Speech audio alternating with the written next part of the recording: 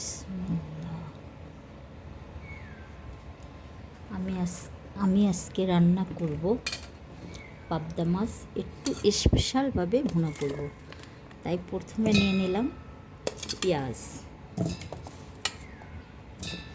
তারপরে নিয়ে নিলাম আদা এবং 4 কোয়া রসুন, 4 পিস আদা, তারপরে দিয়ে দিব 4 পিস কাঁচামরিচ, এগুলো ব্লেন্ড করে নেব। তারপরে দিয়ে দিলাম টমেটো,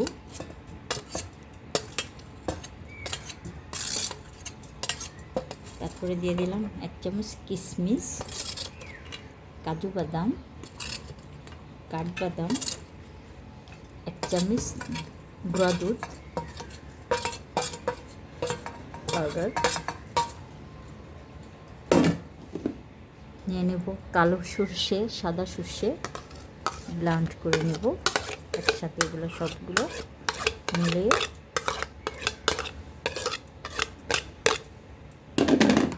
তাতে দিয়ে দিব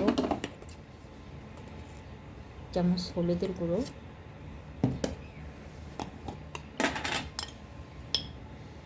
আধা চামচ আদা রসুন জিরা ধনিয়ার গুঁড়া,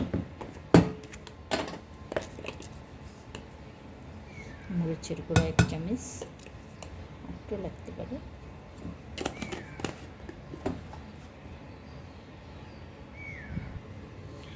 মাছগুলো আমি এভাবে ভেজে নিয়েছি, এটা স্পেশালভাবে ভুনা করব। বসিয়ে দিলাম লঙ্কা,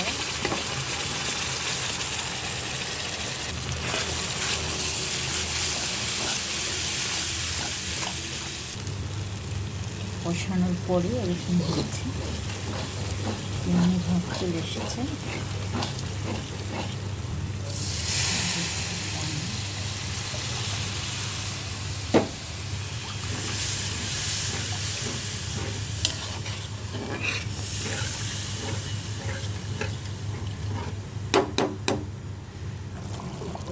দিচ্ছি আমি মাছগুলো,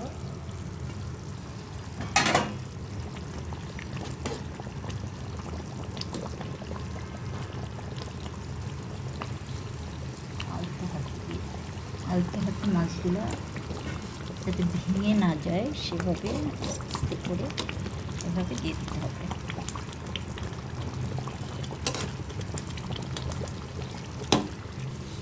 আমার রান্না কমপ্লিট হয়েছে।